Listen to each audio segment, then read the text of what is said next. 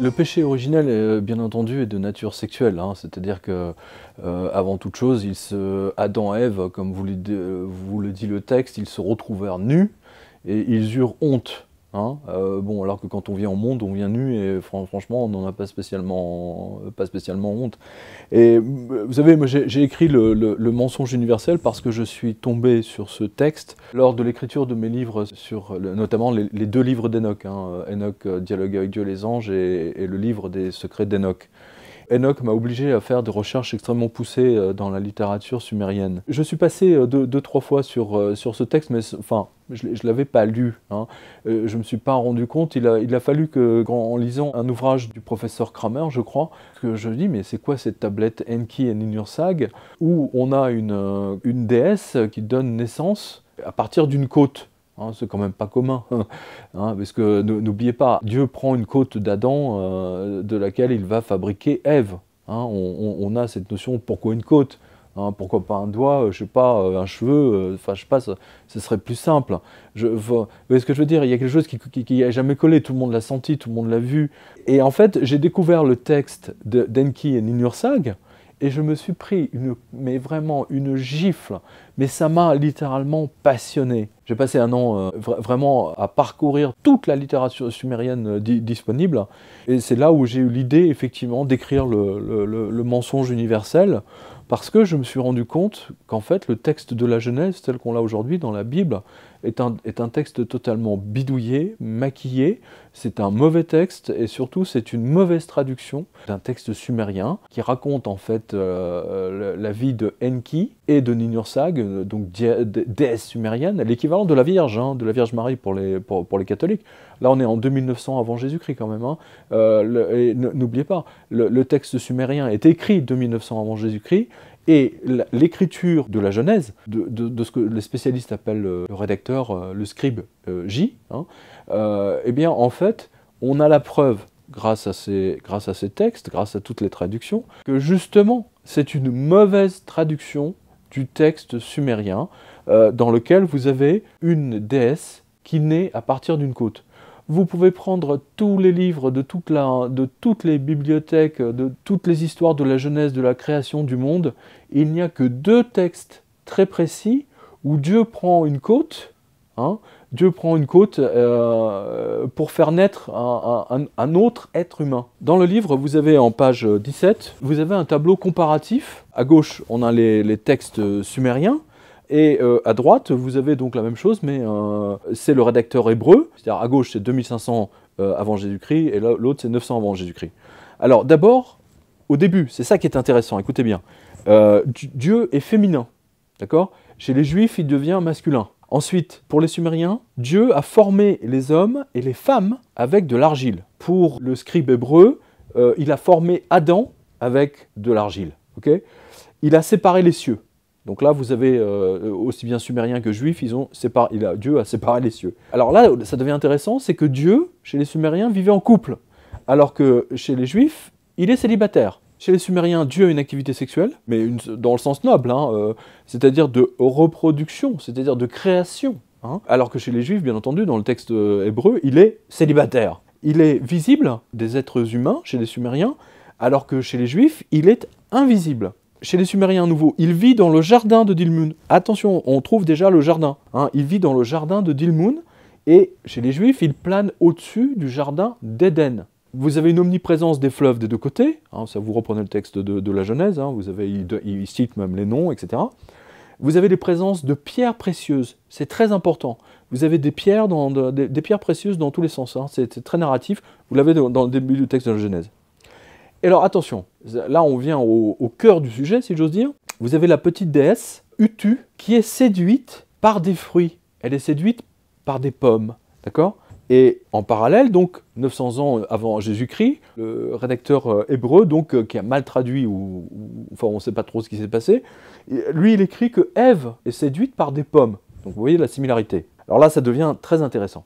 Dans le texte sumérien, Izimud encourage donc Enki, qui est le mari de Ninursag, hein, donc le couple divin. Izimud encourage à goûter les arbres et les déesses dans ce jardin. D'accord ? Hein, il encourage à goûter des arbres et à coucher avec les déesses. Du côté hébreu, il n'y a que Ève, et elle est séduite par une pomme. Donc vous voyez bien, il y a toujours hein, cette synchronicité, enfin, pas une synchronicité, mais coordination, si je peux dire. Suite à l'union, cette union entre guillemets avec Enki et la déesse, une petite fille naît de la côte de Enki. Elle naît de la côte de Enki. Mais dans le texte sumérien, c'est un jeu de mots. Alors que dans le texte juif 900 ans avant Jésus-Christ, c'est Ève qui naît de la côte d'Adam. Vous voyez que c'est le même texte, c'est évident. Enki découvre qu'il va mourir après avoir mangé les plantes des arbres. Il a mangé une plante, on va pas dire interdite, mais à laquelle il n'aura pas dû toucher. C'est une plante qu'il ne connaissait pas. Hein, voilà. Et dans le texte hébreu, Adam et Ève sont condamnés à mourir après avoir mangé de l'arbre. Donc là aussi, vous retrouvez bien la similarité de l'histoire. Dans le texte sumérien, Dieu, c'est-à-dire Ninursag, est très fâché contre Enki, donc le maudit. Et dans le texte juif, Dieu maudit Adam et Ève. Pour l'instant, on est toujours, hein, vous voyez, ça colle parfaitement. Mais, attention, là c'est intéressant, la fin de l'histoire. Dans le texte sumérien, la déesse Ninursag guérit, hein, elle guérit le dieu Enki, et le monde rentre dans l'ordre. Tout rentre dans l'ordre, tout finit bien. Dans le texte juif, en revanche, c'est très intéressant. Adam et Ève sont condamnés et doivent quitter le jardin d'Éden. Et donc cette espèce de condamnation, si vous voulez, qui va alimenter, bien entendu, l'intégralité, si vous voulez, des théologiens juifs, mais en même temps chrétiens, on la retrouve jusque dans les années 60, d'ailleurs jusqu'aux années 1970, 1980. Moi je l'ai vécu, j'ai 54 ans aujourd'hui, je l'ai vécu de l'intérieur. Dans ma famille, on ne parlait jamais de sexe, on ne savait pas, enfin moi je ne savais pas trop ce que c'était. Il y avait une interdiction, il y avait le sexe n'existait pas. Hein, les enfants naissaient dans des plantes, hein, dans des choux. Hein, vous avez connu, enfin peut-être que vous avez connu ça. Mon père m'a raconté une histoire absolument invraisemblable lorsqu'il s'est marié avec sa seconde épouse. Le soir même des noces, donc il rentre à la maison, enfin chez sa belle-mère donc, et la belle-mère, hein, toute empreinte vous savez, de cette componction culpabilisante de condamnation de la sexualité par les catholiques, etc., a interdit à mon père et à sa nouvelle femme de fermer la porte de leur chambre parce qu'elle ne voulait pas qu'elles fassent leurs bêtises sous son toit. C'est quand même absolument délirant.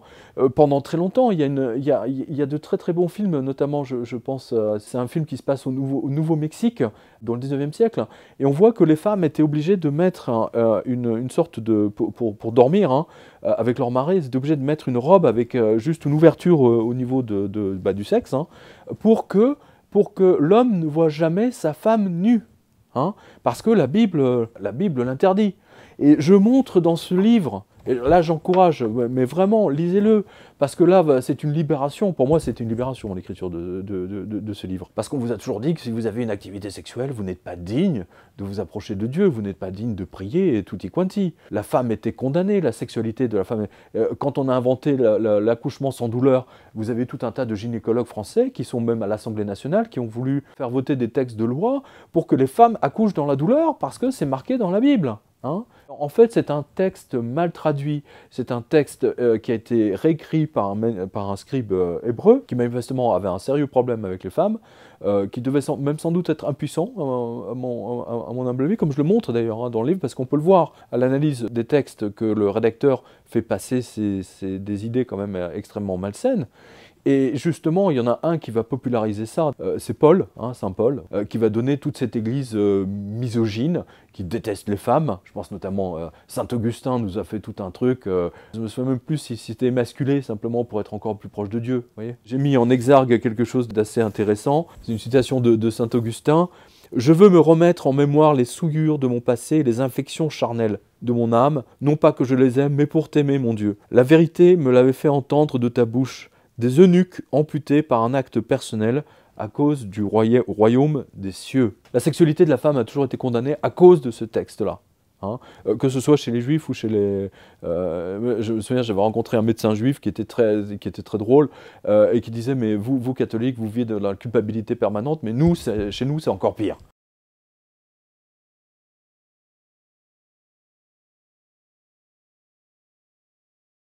On n'a pas besoin du texte d'Adam et Ève pour savoir que l'homme a des mauvais côtés. Vous avez des textes sumériens qui sont bien plus anciens. Il n'y a pas que les textes sumériens, vous avez des textes chinois. Vous avez dans toutes les civilisations, c'est pas tout à fait nouveau. Je veux dire, c'est pas le texte d'Adam et Ève qui... Vous comprenez, ça n'a rien à voir. Vous avez même des textes grecs. Hein. Ce qui est intéressant d'ailleurs, justement, puisque vous en parlez, il y a un texte de création de l'humanité, hein, qui est très précis, que j'aborde aussi dans ce livre, hein, les Anunnaki, hein, les fameux Anunnaki, qui veulent créer une nouvelle race d'esclaves, hein, qui sont les hommes. Hein. Et donc, ils prennent de l'argile. Donc attention, on retrouve toujours la notion d'argile. Donc les dieux, on va dire ça comme ça, les dieux décident de tuer un dieu méchant. Hein, ils en ont marre de le voir, il est insupportable, il est méchant. Donc ils le tuent et ils prennent son sang. Ils prennent son sang et le mettent dans l'argile pour donner naissance aux hommes, à l'humanité. C'est très intéressant. Et parce que ce sang vient d'un dieu méchant, hein, il y a déjà cette notion d'ADN, c'est étonnant, de prédestination, on veut dire, hein, eh bien l'homme sera bon et méchant à la fois. Et ce texte sumérien est empreint d'une sagesse infiniment plus intéressante que tous les textes, enfin les premiers textes, on va dire, de l'Ancien Testament, bien que j'ai un faible pour les autres textes de l'Ancien, je pense notamment à Isaïe ou à Jérémie, qui sont vraiment très, très intéressants. Mais ça n'a rien à voir. Il n'y a véritablement pas d'héritage. Hein. Le seul héritage sumérien et mauvais héritage sumérien, c'est le texte de la Genèse, hein, de l'histoire du jardin où de Ève et Adam sont condamnés parce qu'ils ont mangé, parce qu'ils ont été encouragés par soi-disant un serpent, alors qu'on voit bien dans le texte sumérien que c'est un conseiller du dieu, hein, qui l'encourage à avoir des nouvelles sensations, on va dire. C'est passionnant, c'est vraiment passionnant. J'ai réglé mon problème une fois pour toutes avec ce texte culpabilisant de toute cette civilisation judéo-chrétienne. Hein. Ça va même beaucoup plus loin que ça, c'est-à-dire qu'on voit que la mauvaise interprétation, la mauvaise traduction, ou comme on veut, peu importe les raisons qui l'ont amené à mal traduire ce texte, a entraîné un quiproquo géant qui a été la source de millions de souffrances à cause de la sexualité condamnée de l'humanité. Hein, vous n'aviez pas le droit, hein, je ne sais pas si vous imaginez, au Moyen-Âge, entre les différentes fêtes, les fêtes de Pâques, entre les règles des femmes, où elles ne pouvaient pas avoir dans la section, je ne sais plus combien, 10 jours avant et 10 jours après, etc. En fait, il vous restait une fenêtre de tir, si je peux dire, vraiment réduite. Hein, vous pouvez faire l'amour à peu près avec votre épouse, peut-être 10 fois dans l'année. Hein, voilà. Tel était le programme établi par le Vatican au XIVe, XVe siècle. C'est effroyable. Hein. Quand vous pensez, si vous voulez, que la plupart de ces prêtres célibataires étaient, je ne vais pas dire homosexuels, mais comme le disait Andrew Greeley, qui était un prêtre de Chicago, je crois qu'il est même devenu cardinal, la plupart des prêtres aujourd'hui sont homosexuels. Hein, ceci explique cela. Hein. C'est une aberration pour moi, c'est une aberration totale. Et tous ceux de ma génération, on va dire, je ne peux que les encourager à le lire parce que c'est un texte libérateur. Le texte de Enki et Ninursag est libérateur. C'est un texte vieux de quasiment 5000 ans. C'est une mémoire de l'humanité phénoménale.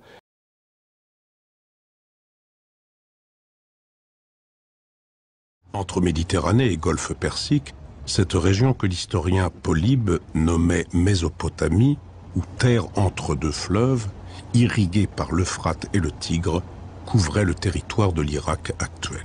Pendant près de 5000 ans, le sable brûlant du désert irakien a gardé les traces des fondateurs de la plus vieille civilisation connue, les Sumériens. Notre monde leur doit tout. Les Sumériens ont inventé l'écriture et la roue. Ils ont divisé le temps en secondes et en minutes. Ils ont dompté la nature et bâti des cités gigantesques. Ils ont favorisé la culture et les arts. Leurs caravanes traversaient les déserts, traçaient les premières routes commerciales. Leurs récits ont inspiré nos mythes fondateurs. À l'Académie des sciences, on ne savait rien des Sumériens jusqu'au XIXe siècle. On ne savait rien. C'est suite à des découvertes tout à fait archéologiques, tout à fait surprenantes, et à des tablettes cunéiformes, qu'on a découvert la civilisation sumérienne, et surtout, au scandale, ils avaient l'écriture. Au milieu du XIXe siècle, on ne connaissait de l'Ancien Orient que ce qu'en disait la Bible. Français et Britanniques rivalisaient alors dans la course aux découvertes. Et les trouvailles furent surprenantes. Un passé insoupçonné surgissait des entrailles de la terre. La Mésopotamie avait donc été le berceau d'une civilisation. Mais en quoi ces trouvailles étaient-elles exceptionnelles? Et comment expliquer que la civilisation se soit développée dans cette région du monde? Ce qui est exceptionnel dans la découverte de la civilisation syro-mésopotamienne, qui ne se fait que depuis un siècle et demi, il faut bien en prendre conscience. Ce qui était exceptionnel, c'est qu'on s'est aperçu progressivement qu'il s'agissait d'un monde extrêmement diversifié, extrêmement développé et qui, au fond, avait expérimenté déjà beaucoup de modes de vie, beaucoup d'expériences sociales dans un univers que nous ne connaissions pas. Nous avions l'impression que tout commençait avec la civilisation grecque et on s'est aperçu qu'il y avait eu quelque chose avant. Il y a cette fameuse scène que je raconte d'ailleurs dans le livre, où un scientifique juif français s'est battu physiquement avec un autre scientifique qui expliquait sa découverte sur les Sumériens, il disposait de l'écriture, et donc il avait pris sa canne et lui avait fracassé sur la tête, il l'avait vraiment frappé, parce que seuls les Juifs avaient été les élus de Dieu et qu'ils avaient l'écriture. Aucun autre peuple ne pouvait avoir l'écriture. Eh bien si, les Sumériens ont eu l'écriture. Et il ne faut pas l'oublier, il y a quand même une passerelle entre les deux, c'est Abraham. Abraham est né à Ur. Ur est une ville typiquement sumérienne. Il y a quand même un héritage.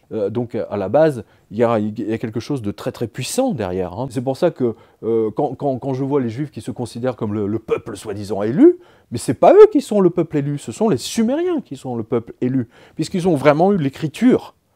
Une écriture et surtout une histoire de l'humanité, des dieux, etc., qui est infiniment plus poétique, plus belle, plus intelligente que ce que nous rapportent les rédacteurs hébreux. Je parle des premiers, je ne parle pas d'Isaïe et de tous les autres qui sont venus après. Je parle simplement de ce texte fondateur du Jardin d'Éden, qui est en fait une mauvaise traduction du Jardin de Dilmun de Enki et Ninursag.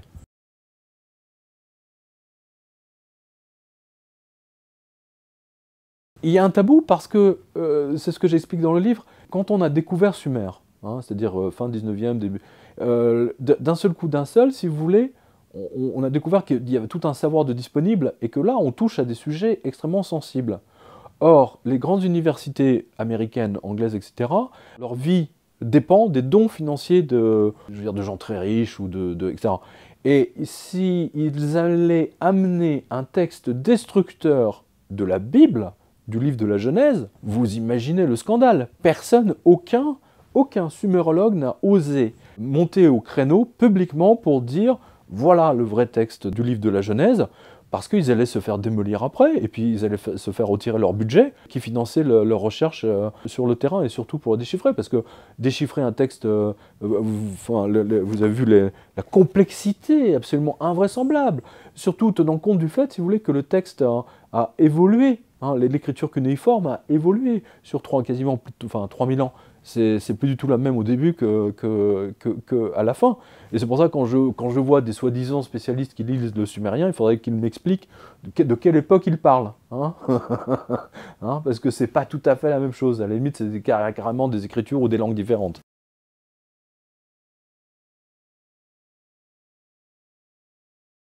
Dans la mythologie sumérienne, on a un vrai problème, d'abord parce que les traducteurs français de ces textes étaient des prêtres. Et donc, tout ce qui ne les arrangeait pas, ils ont censuré. Le Vatican est au courant, c'est pertinemment, parce que c'est le père Henri de Genouillac, vous l'avez dans le livre quelque part, là, lorsqu'il a déchiffré le texte, a vu que c'était le vrai texte du Jardin d'Éden.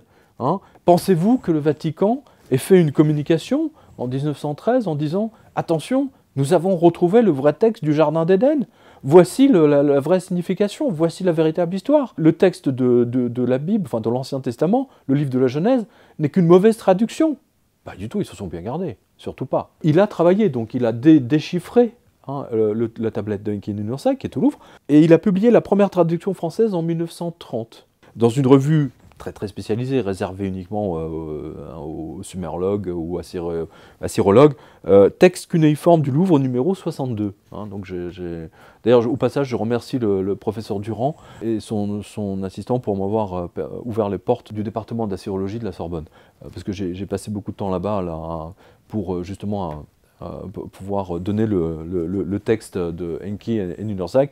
Et surtout, un grand merci au professeur Hattinger, suisse, qui a eu vraiment la gentillesse de me confier sa traduction de la tablette. Le professeur Hattinger est le seul spécialiste mondial de la grammaire sumérienne. Oui, donc c'est chapeau bas, comme on dit. Hein. Je suis en admiration devant ce genre de personnes.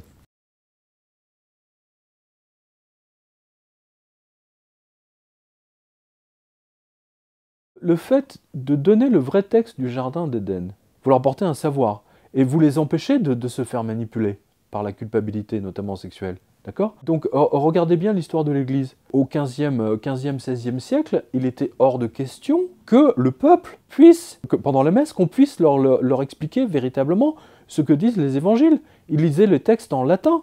90% de la population ne parlait pas latin. Et lorsque William Tyndale, un Anglais, a traduit la Bible en anglais, en langage populaire, il a fini sur le bûcher, à la demande des religieux. C'est quand même incroyable, qu'ils ne voulaient pas que le peuple puisse lire le Nouveau Testament ou l'Ancien Testament dans le texte. Ils ne voulaient pas qu'ils puissent lire la parole du Christ dans le texte eux-mêmes. Ils voulaient se garder le savoir. C'est une bande d'enfoirés. What work of translation would you undertake? That of the Testament, Your Grace, from Greek to English. And for that you would require my patronage, my episcopal authority. Yes, Your Grace.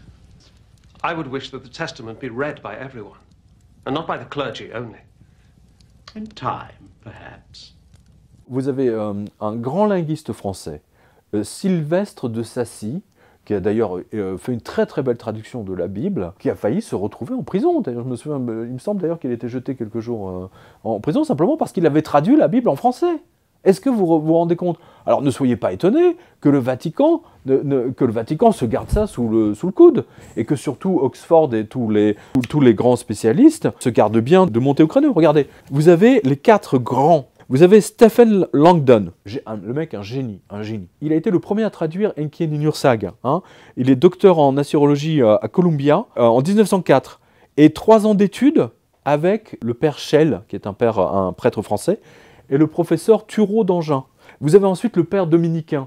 Quand je vous parlais de prêtre, hein, le père dominicain Vincent Schell, il a été le premier sumérologue français et homme d'église à reconnaître le plagiat de Enki et Ninursag. Vous vous rendez compte? Ensuite, beaucoup de notre époque, on a le grand Samuel Noah Kramer. Hein, c'est lui qui a le plus insisté sur les parallèles absolument évidents entre Enki et Ninursag et le livre de la Genèse. Il a écrit également deux livres que je recommande après la lecture de celui-ci, parce que ça vous permet d'approfondir justement votre connaissance, éventuellement votre connaissance. C'est l'histoire commence à Sumer, et avec Jean Bottero, lorsque les dieux faisaient l'homme. Alors, vous voyez, le problème avec Jean Bottero, si vous voulez, c'est qu'il me semble que c'était un dominicain, ou qu'il a voulu devenir prêtre, ou moine, je ne sais plus. Et donc, quand vous lisez Bottero, il se garde bien de montrer que le livre de la Genèse est un plagiat de Enki et Ninursag. Parce que ça remet en cause l'intégralité, si vous voulez, c'est tout l'édifice théologique qui s'effondre. Hein. Et ce qui est intéressant d'ailleurs, c'est que la parole du Christ en ressort grandie dans cette affaire. Hein. C'est-à-dire qu'en fait, d'un seul coup, tout ce qui est livre de Genèse, vous le mettez à la poubelle, vous pouvez déchirer les pages, direct. Et le livre le Nouveau Testament, en fait, reste, effectivement, on sort, mais alors là, orné de diamants, quoi. C'est merveilleux. Alors, je vais vous lire très, très brièvement le synopsis très précis du livre Enki et Ninursag que le rédacteur de la Genèse a soit plagié, soit mal traduit, peu importe, enfin, il a bien bidouillé. Voilà. Le narrateur, donc l'auteur du texte, décrit Dilmun et plusieurs villes de Sumer qui sont toutes splendides et immaculées, mais elles ne sont pas finies, elles sont inachevées. Ensuite, l'auteur pose un repère temporel. L'histoire se passe après que Enki, c'est le dieu des eaux, se soit allongé près de sa déesse Nintsikila, qui est en fait qui désigne en fait Ninursag. Donc le dieu et la déesse s'apprêtaient à faire l'amour. Et ensuite, il décrit un monde où rien n'existait encore, et il explique que la déesse a reçu la ville de Dilmun en cadeau. Mais elle ne sait pas quoi en faire, parce qu'à Dilmun, il n'y a pas d'eau. Voilà. Et donc il y a un petit passage où il est décrit ce que Dilmun doit recevoir comme eau, hein, c'est très important, et il ajoute une précision géographique qui est symbolisée par une maison au bord d'un quai. Voilà. Ensuite, il y a des paysans, enfin des humains qui doivent donner des cadeaux à Dilmun, et le narrateur nous explique que Dilmun est vraiment très agréable à vivre. C'est comme le jardin d'Éden en fait, hein, c'est vraiment ça. Voilà. Alors, là on arrive aux choses sérieuses. Enki, donc le dieu des œufs, se tourne vers sa déesse, Ninursag, et tout excité, notez-le bien, donc c'est une façon donc en érection, il arrose le pays d'eau et de verdure avec son pénis. Ensuite, il fait l'amour avec elle dans le marais. Voilà. Donc vous voyez bien que la création du monde, exactement comme je le disais précédemment avec le dieu Ammon, hein, c'est une création avant tout sexuelle. Hein, c'est une création des dieux. Voilà. Et en compagnie d'Izimud, donc son conseiller, Enki découvre une petite fille qui va naître de cette étreinte, parce que la déesse Ninursag, au lieu d'accoucher en 9 mois, elle, parce que c'est une déesse, elle accouche en 9 jours. Et elle devient adulte aussi en 9 jours. Voilà, c'est important. Je vous garde la surprise pour le reste, parce que vous allez voir que c'est une histoire avant tout très sexuelle. Hein, et c'est amusant de voir que le livre de la Genèse, justement, va faire l'effet inverse, c'est-à-dire condamner la sexualité, rendre les gens coupables, etc. Interdire le sexe, interdit d'être nu, cacher ce sein que je ne saurais voir, et je vous en passe, c'est des meilleurs. Si vous discutez avec vos grands-parents, ils vous expliqueront que à leur époque, hein, il n'y avait pas de télé, que la sexualité c'était quelque chose d'extrêmement caché, et que la vue, hein, comme le raconte d'ailleurs l'écrivain allemand Goethe, hein, la vue d'une simple cheville, ça rendait les mecs complètement fous.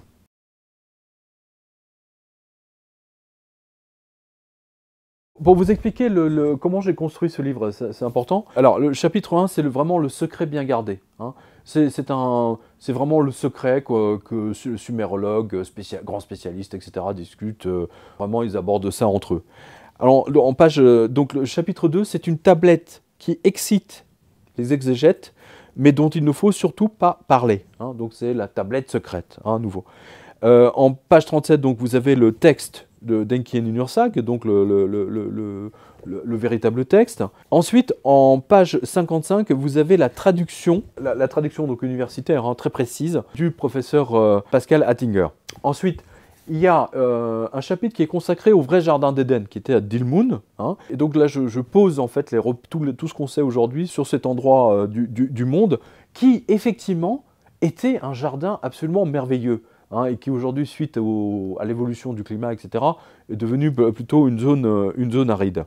Ensuite, vous avez caché cette tablette, et surtout les 22 points de côté, le tableau de correspondance linéaire avec le livre de la Genèse. Vous ne pouvez pas y échapper, hein, et ça vous montre, ça vous prouve hein, que le texte d'Adam et Ève est une connerie sans nom. Voilà.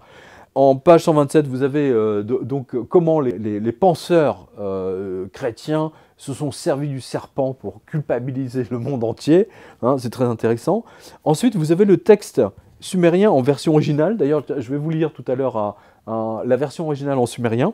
Ensuite, je démonte, hein, il y a un chapitre qui s'appelle « Le mensonge universel hein, », donc c'est vraiment comment le monde a été littéralement contaminé par le texte de ce rédacteur hébreu. Et je prouve, à nouveau, avec un chapitre qui s'appelle « Le livre de la Genèse, maquillé comme une mobilette sumérienne volée », qui vous prouve, avec d'autres encore de preuves supplémentaires, que le texte de la Genèse n'est qu'une mauvaise traduction, très très mauvaise traduction, du texte sumérien. Alors, il y a une deuxième partie dans le livre. Alors là, on rentre dans quelque chose de très intéressant qui s'appelle les 7 filles de la déesse Ninursag.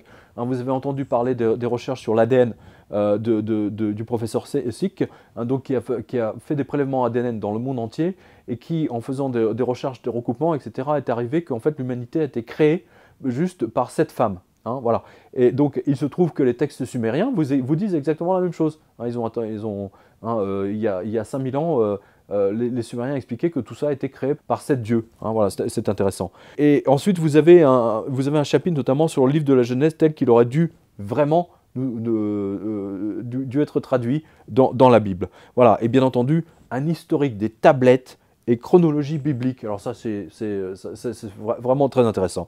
Voilà, et bien entendu, vous avez des conseils de lecture de livres. Je vais vous lire le texte de Enki et Ninursag en sumérien, juste quelques bouts, parce que c'est très très intéressant. Je peux vous dire que c'est pas facile, et je remercie à nouveau, une nouvelle fois, le professeur Durand et le professeur Attinger pour toute l'aide qu'ils m'ont apportée. Alors, mon frère, qu'est-ce qui te fait mal? Alors, en sumérien, ça donne Shesgu Anusa Aragig. Le sommet de ma tête me fait mal. Ugudilugu Magig. Elle fit alors venir au monde Abaou. Sheshgu Anazu Aragig. Pasikigu Magig. Ensuite, elle fit venir au monde Ninsikila. Ninsikila Imamara Antu Ud. Sheshgu Anazu Aragig. Kirigu Magig. Etc., etc., etc. Vous pouvez vraiment vous... Non mais il y a un écho, je sais pas, enfin en tout cas pour moi il y a un écho, il y a quelque chose, ça me parle, ça fait vibrer. Alors juste pour une précision historique, pendant très longtemps, on ne savait pas d'où venaient les langues finno-ougriennes. Alors c'est quoi finno-ougrienne? C'est le finnois, c'est le hongrois, le basque, hein, et il y a également une autre langue, je ne sais plus si c'est l'ukrainien ou l'estonien, enfin bref, donc c'est une petite région quelque part, qui ont une base commune, qui constitue en fait les langues, on va dire, de famille hongroise. D'accord? Alors, ce qui est intéressant, c'est que très récemment, mais vraiment c'est très récent, c'est peut-être, ça date d'il y a 5-8 ans, parce que moi je me souviens quand j'étais au Langso, il y avait le doyen de l'université de Budapest qui venait nous donner des cours et il expliquait à l'époque, hein, ça ne me rajeunit pas, c'était je sais pas, en 79-80, qu'on ne savait pas, enfin il ne savait pas à l'époque d'où venait, de quelle région du globe venait le hongrois. Hein, voilà.